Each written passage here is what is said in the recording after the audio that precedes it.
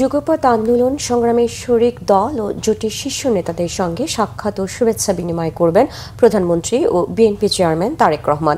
কিছুক্ষণের মধ্যে রাষ্ট্রীয় অতিথি ভবন যমুনায় তাঁদের মধ্যে এই সাক্ষাৎ ও শুভেচ্ছা বিনিময় অনুষ্ঠিত হবে।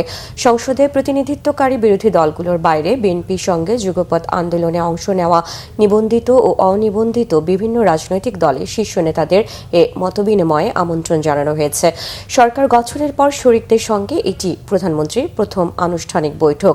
জোটের অভ্যন্তরীণ সমন্বয় জোরদার এবং ভবিষ্যৎ রাজনৈতিক সম্পর্কের রূপরেখা নির্ধারণের একটি গুরুত্বপূর্ণ পদক্ষেপ হিসেবেও দেখা হচ্ছে এই বৈঠক। ত্রয়োদশ জাতীয় সংসদ নির্বাচনে বিজয়ের আগে বিএনপির নেতৃত্বে যুগপৎ আন্দোলনে 4টি জোট সহ নিবন্ধিত ও অনিবন্ধিত মিলিয়ে 42টি রাজনৈতিক দল সক্রিয় ছিল। নির্বাচনের সময় শরিকদের মধ্যে 11টি দলকে 16টি আসন ছেড়ে দেয় বিএনপি। সরকার গঠনের পর শরিকদের মধ্য থেকে 2 জন নেতা প্রতিমন্ত্রীর দায়িত্ব পেয়েছেন। শরিক দলগুলোর সাথে ঐক্য আরও সুদৃঢ় করতে বিএনপি চেয়ারম্যান ও প্রধানমন্ত্রী তারেক রহমানের এই উদ্যোগ। দর্শক, এই মুহূর্তে রাষ্ট্রীয় অতিথি ভবন যমুনার সামনে আছেন বিশেষ প্রতিনিধি সিকান্দার রেমান। সরাসরি যুক্ত হচ্ছি তাঁর সঙ্গে। রেমান, শরিকদের সঙ্গে প্রধানমন্ত্রী তারেক রহমানের বৈঠক সম্পর্কে কি তথ্য আছে আপনার কাছে?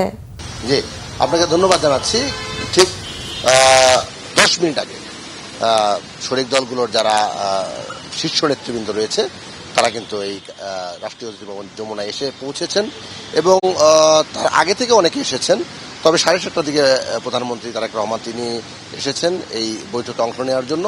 মূলত নির্বাচনে এবং বিগত 17 বছর যারা জোট সঙ্গী হিসেবে বিএনপির সঙ্গে ছিলেন তাদেরকেই আজকের এই নৈশ ভোজে নিমন্ত্রণ জানানো হয়েছে। তারা এখানে এসেছেন এবং রাষ্ট্র পরিচালনা সহ দেশের সামগ্রিক পরিস্থিতি নিয়ে তারা কথা বলবেন, এমনটাই আমরা জানতে পেরেছি। মূলত নির্বাচন কেন্দ্রিক জোট হলেও বিএনপি কিন্তু সবসময় একটি কথা বলতেন যে আন্দোলন, সরকার গঠন এবং রাষ্ট্র পরিচালনা সবকিছুতেই জোটকে এবং রাজনৈতিক দল, অন্যান্য শরিক রাজনৈতিক দলকে তারা বিএনপি প্রাধান্য দিবে। এরই অংশ হিসেবে কিন্তু 2 জন জোটের শরিক থেকেই 2 জনকে প্রতিমন্ত্রী করা হয়েছে। 42টি রাজনৈতিক দল তারা সক্রিয় ছিল বিগত দিনের আন্দোলনে এবং নির্বাচনে। এদের মধ্যে কয়েকটি রাজনৈতিক দলের নিবন্ধন নেই, আবার কিছু রাজনৈতিক দলের নিবন্ধন রয়েছে। তো এই যে রাজনৈতিক দল যারা নিবন্ধিত অনিবন্ধিত যারা বিএনপির সঙ্গে দীর্ঘদিন আন্দোলন সংগ্রামে এবং নির্বাচনে মাঠে ছিলেন তাদের সেই রাজনৈতিক দলের নেতাদের, শীর্ষ নেতাদের সঙ্গেই তারেক রহমানের আজকের এই বৈঠকটি হচ্ছে।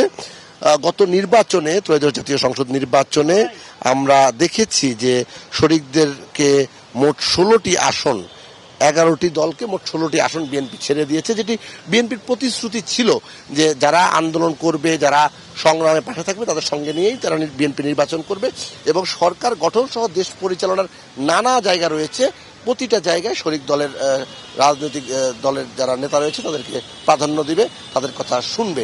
তো এই বৈঠকের পরে এসে কি বিষয়ে আলোচনা হলো, প্রধানমন্ত্রী কি নির্দেশনা দিলেন, নিশ্চয়ই সে বিষয়ে সরকারের পক্ষ থেকে এবং শরিক দলগুলোর পক্ষ থেকে ব্রিফিং হবে। ব্রিফিং এর জায়গায় এটি প্রস্তুত রয়েছে। আমরা সে পর্যন্ত অপেক্ষা করছি। নিশ্চয়ই পরবর্তী সংবাদে আরো বিস্তারিত জানাতে পারবো। ধন্যবাদ সিকান্দার রেমান।